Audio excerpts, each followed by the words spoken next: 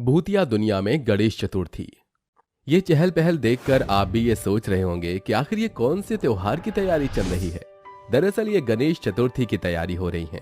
सभी लोग कितने खुश हैं। कोई गणेश भगवान की मूर्ति बना रहा है तो कोई गणेश भगवान की मूर्ति खरीद कर उसकी अपने घर में स्थापना कर रहा है और उनके लिए अलग अलग प्रकार के भोजन बना रहे हैं। वहीं जगह जगह भंडारा भी चल रहा है और लोग गरीब लोगों को खाना भी खिला रहे हैं।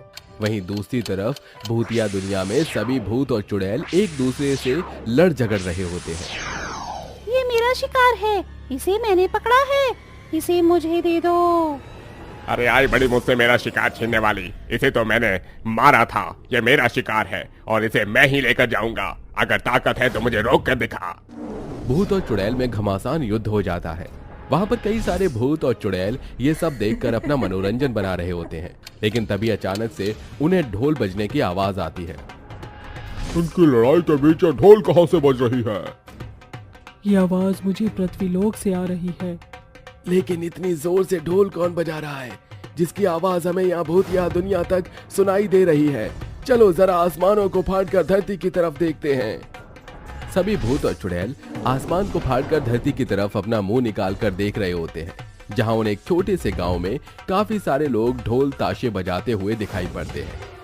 ये देखो, इसे देखकर मुझे कुछ याद आ रहा है। कहीं ये गणेश चतुर्थी तो नहीं है? यह तो सुना सुना सा लग रहा है। शायद पहले मैं ये मना चुका हूँ, वो भी मरने से पहले, इसलिए मुझे सही से कुछ याद नहीं।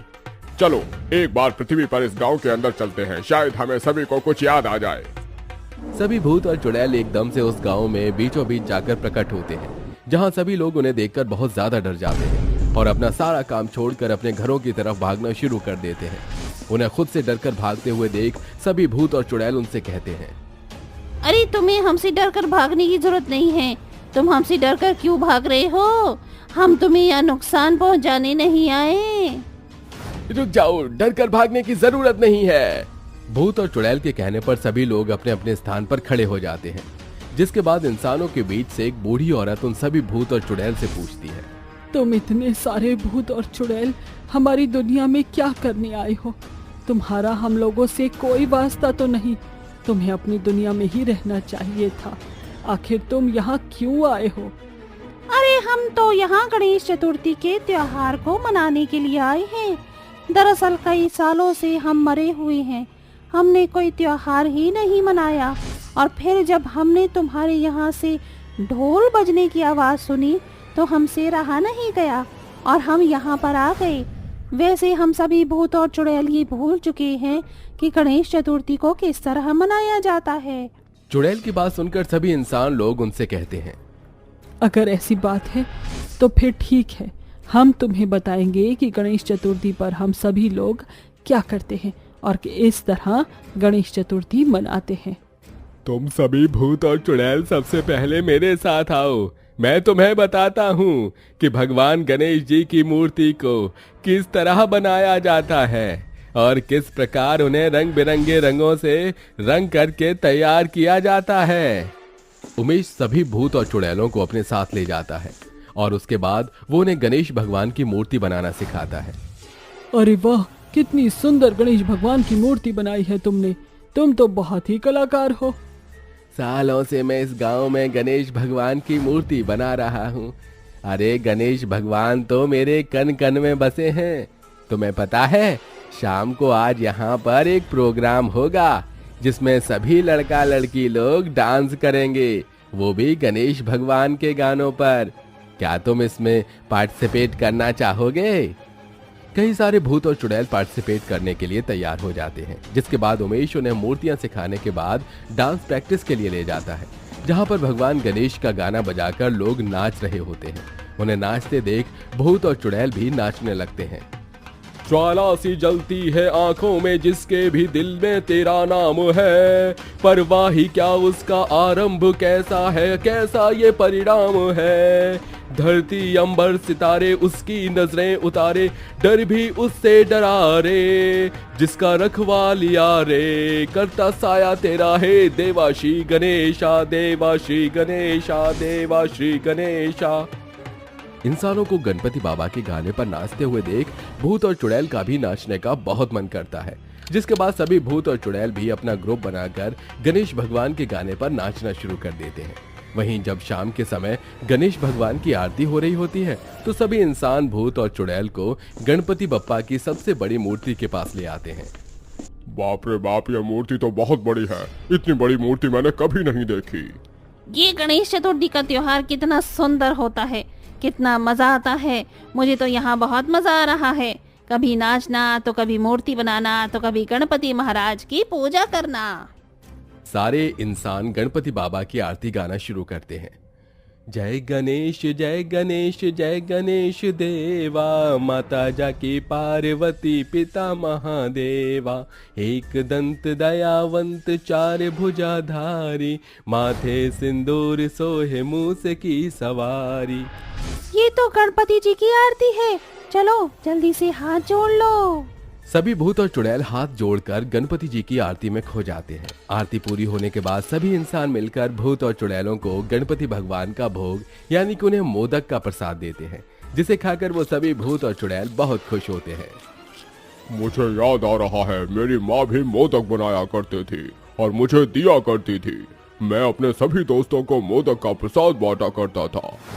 मैं भी गणेश चतुर्थी वाले दिन अपने सभी दोस्तों के साथ मिलकर मटकी फोड़ा करता था और गुलाल के साथ खेलते हुए गणपति जी की मूर्ति को विसर्जन करने जाता था। ये सब देखने के बाद सभी भूत और चुड़ैल अपनी दुनिया में जाकर गणेश चतुर्थी की तैयारियां करते हैं। कोई गणेश भगवान की मूर्ति बनाता है तो कोई गणेश भगवान की मूर्ति की स्थापना कर रहा होता है।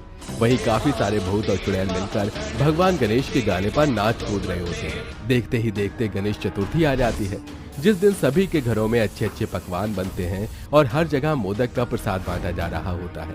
वहीं सभी भूत और चुड़ैल अपने घर से अपने अपने गणपति निकाल कर विसर्जन के लिए ले आते हैं। रास्ते में सभी लोग एक दूसरे को गुलाल लगाकर और सब एक साथ ढोल पर नाचते हुए जाते हैं।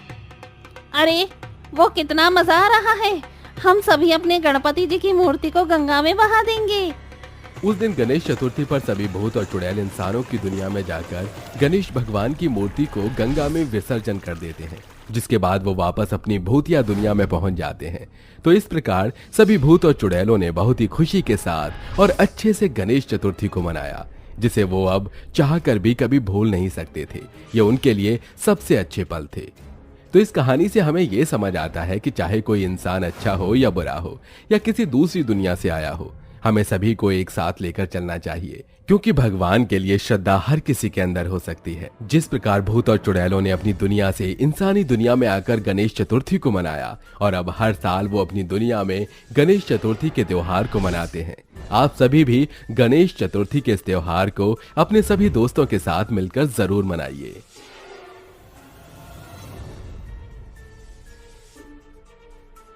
रामपुर के गांव में रात के 12 बजे एक हल्ला मचा हुआ था। अरे भाइयों, कोई भी अपने घरों से बाहर मत निकलना, वरना वो तुम्हारी भी बलि चढ़ा देंगे। उस आदमी के ऊपर भी पीछे से एक साई ने हमला कर दिया और वो वहीं मर गया। सभी लोग दहशत में आ गए और अपने अपने घरों में बंद हो गए। लेकिन आखिर गांव में ऐसा क्या हो रहा था, चलिए देखते हैं। रामपुर गांव के सबसे बड़े गणपति बप्पा के मंदिर के सामने 3 चुड़ैलें पूजा कर रही थीं। वो बुरी ताकतें थीं, इसीलिए वो मंदिर में प्रवेश नहीं कर पा रही थी। बस इसी वजह से वो मंदिर के बाहर गणपति बप्पा को पूज रही थीं। जय हो बप्पा की। हे गणपति बप्पा, हम तो तुम्हारे अनन्य भक्त हैं, फिर भी तुमने हमें अपने पास यहाँ स्वर्ग क्यों नहीं बुलाया? हमारी आत्मा तो मरकर भी तुम्हारे दर्शन नहीं पा सकी। हे बप्पा, हम अब और इस दुनिया में नहीं भटकना चाहते हैं, अब हमें भी इंसाफ चाहिए। ऐसे बोलकर उस चुड़ैल ने छुरा उठा लिया। जो कोई भी इस मार्ग से गुजरकर हमारे रास्ते में आएगा, हम उसकी जान ले लेंगी। बप्पा, जब तक तुम हमें अपने पास नहीं बुलाओगे, तब तक ये तड़पती चुड़ैलें शांत नहीं होंगी। चुड़ैलें ऐसे बोलकर तपस्या में जुट गईं। वो बस बप्पा के नाम का जाप किए जा रही थी। जहां इंसान को अपना भगवान याद नहीं था, वहां शैतान भगवान के दर्शन पाने के लिए बेकाबू हो रहा था। ये सारा मंजर आसमान से स्वयं देवी देवता भी देख रहे थे। गणेश, तुम्हारे भक्त तुम्हारे दर्शन के लिए किसी भी हद तक जाने को तैयार है। क्या तुम इन्हें मासूम लोगों की जान लेने दोगे? मैं सब जानता हूँ और सही वक्त आने पर मैं सब कुछ सही भी कर दूंगा। अभी मुझे बस इनकी परीक्षा लेनी है। गणेश जी बोलते बोलते चुप हो गए। चुड़ैलें पूजा में लगी हुई थीं कि तभी वहां से एक लड़की गुजरी। अरे नहीं, मुझे जल्दी जल्दी घर जाना चाहिए वरना मेरा फेवरेट शो मिस हो जाएगा। उस लड़की की आवाज सुनकर चुड़ैलें पलट गईं और उस लड़की को घेर लिया। कौन है तुम? तुझे शो देखने की पड़ी है क्या? एक बार भी तूने बप्पा का नाम लिया? तुम कौन हो? अभी बताते हैं। स्वरा ऐसे बोलकर बस उस लड़की पर झपट ही रही थी कि तभी जोर जोर से हवाएं चली और आसमान से एक आकाशवाणी की आवाज सुनाई दी। तुम तीनों मेरी भक्त हो ना? तो छोड़ दो इस बच्ची को। भगवान का ध्यान जबरदस्ती नहीं, मन से किया जाता है। तुम लोगों को मार रही हो सिर्फ इसीलिए क्योंकि वो मेरा नाम नहीं लेते। ये सरासर गलत बात है। मैं तुम्हारी भक्ति से खुश हूं, लेकिन इस तरह लोगों पर तुम्हारा यूं अत्याचार मुझे अच्छा नहीं लगता। तुम चाहती हो कि मैं तुम्हें दर्शन दूं, तुम्हें स्वर्ग पहुंचाऊं। ठीक है, मैं ऐसा करूंगा, लेकिन बदले में तुम्हें मुझे प्रसन्न करना होगा। अपने सब्र, अपनी भक्ति, अपनी तपस्या और अपने स्वभाव से तुम अब से किसी इंसान की जान नहीं लोगी। फिर चाहे वो मेरा भक्त हो या दुश्मन, तुम किसी को परेशान नहीं करोगी। जब तक मैं तुम्हें दर्शन ना दूं, तुम किसी इंसान का खून नहीं पियोगी और बस मेरा नाम जपोगी। तभी मैं तुम्हारी मंशा को पूरा करूंगा। ऐसा बोलकर वो आवाज बंद हो गई। चुड़ैलों ने जिस लड़की को पकड़ा हुआ था उसे छोड़ दिया और गणपति जी के बताए हुए आदेशों को वो फॉलो करने लगी। ऐसे ही लगभग एक हफ्ता बीत गया। चुड़ैलों ने ना किसी इंसान की जान ली थी और ना ही किसी से जबरदस्ती गणेश जी की भक्ति पर जोर डाला था। उनका शैतान होते हुए भी ये सब देख सभी देवी देवता हैरान थे। हे गणेश, तुम्हारी इन चुड़ैल भक्तों की भक्ति में बड़ी सच्चाई है। भक्ति सच्चाई से हो तभी उसे भक्ति कहा जाता है। आज मैं इनका एक इम्तिहान लेना चाहता हूँ। जाओ देवी, तुम इंसानी अवतार लेकर धरती पर जाओ और जैसे मैं कहूँ वैसा करो। जैसी आज्ञा। गणेश जी के कहने से वो देवी इंसानी अवतार लेकर धरती पर आ गई और वैसे करने लगी जैसे गणेश जी ने बोला था। वो सबसे पहले उस मंदिर में गई जिसके बाहर चुड़ैलें तपस्या कर रही थी और उनकी तपस्या को भंग करने की कोशिश करने लगी। कभी मंदिर की घंटी बजाकर तो कभी जोर जोर से भजन पढ़कर। लेकिन परीक्षा वाली बात यह थी कि वो देवी गणेश जी के मंदिर में शिव जी का मंत्र पढ़ रही थी, जिसे सुनकर चुड़ैलों को गुस्सा आने लगा। ओम नमः शिवाय, ओम नमः शिवाय, ओम नमः शिवाय, ओम नमः शिवाय, ओम नमः शिवाय। वो इस मंत्र को बार बार दोहरा रही थी। चुड़ैलों के लिए ऐसे गणेश जी के मंदिर में दूसरे भगवानों के मंत्र का जाप सुनना आसान नहीं था, लेकिन फिर भी उन्होंने अपनी तपस्या को भंग नहीं होने दिया और वो बस बप्पा का ही नाम का जाप कर रही थी। जय गणपति बप्पा, जय गणपति बप्पा। उन्हें काफी गुस्सा आ रहा था और इंसानी खुशबू सूंघकर उनका मन खून की प्यास को बढ़ रहा था, लेकिन वो चुड़ैलें अपनी जगह से हिली भी नहीं और बस तपस्या करते हुए गणपति बप्पा का नाम जपती रही। कुछ देर तक परीक्षा लेकर बप्पा ने देवी को आसमान पर ही वापस बुला लिया। इन चुड़ैलों की भक्ति से तो मैं बहुत प्रसन्न हुई, लेकिन मैं अभी इनकी और परीक्षा लेना चाहता हूँ, अग्नि परीक्षा। बप्पा ने ऐसे बोलकर अपनी उंगली को घुमाया। उनकी उंगली घुमाते ही तेज तेज हवाएं चलने लगी और धरती कांप उठी। भूकंप ऐसा आया कि जमीन चिरने लगी। सभी इंसान डरकर इधर उधर अपनी जान बचाने को भाग रहे थे। अरे अरे, लगता है कुदरत गुस्से में है। अरे इससे पहले हमारे बने हुए मकान गिर जाए, चलो भाइयों किसी खाली जगह चलते हैं। जहां इंसान मंदिर में पूजा करते करते भाग रहा था, वहीं चुड़ैलों के होठों से बप्पा का नाम एक सेकंड के लिए भी गायब नहीं हुआ था। वो तीनों ही तपस्या में लीन हो चुकी थी। वो तीनों भगवान का नाम जप ही रही थी कि तभी उनके पास बहुत सारे काले कौवे और सांप आ गए। ये सब कुछ उनकी परीक्षा का ही हिस्सा था। सांपों ने उनके शरीर को जकड़ लिया और कौवे उनके चोंच मार मार कर उनकी तपस्या को भंग करने लगे। जय गणपति बप्पा, जय गणपति बप्पा।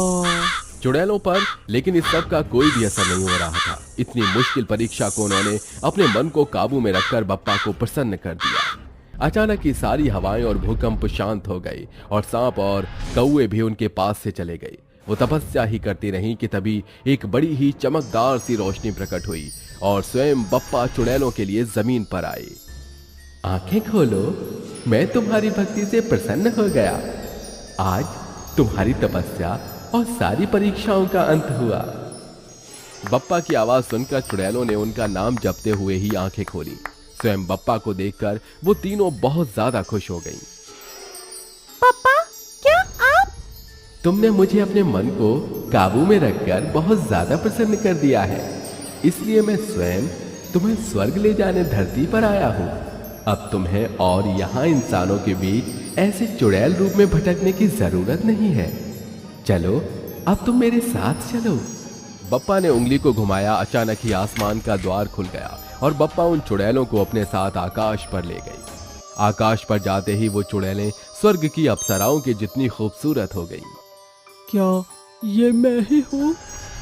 हाँ, मैंने तुम्हें अब इस शैतानी रूप से मुक्त कर दिया है।